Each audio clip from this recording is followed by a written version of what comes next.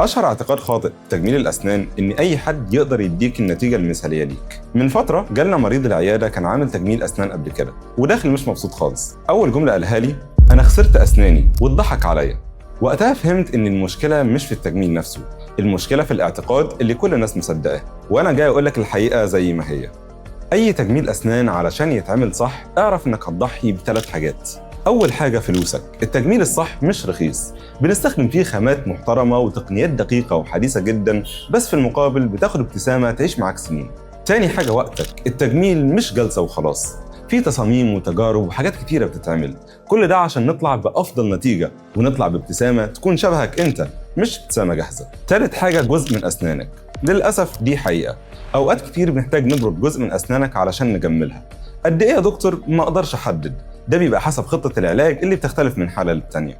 وفي الآخر حابب أقول تجميل الأسنان لو اتعمل صح هتضحي بوقت وفلوس وجزء من أسنانك، بس في المقابل هتكسب ثقة وجزء جديد منك.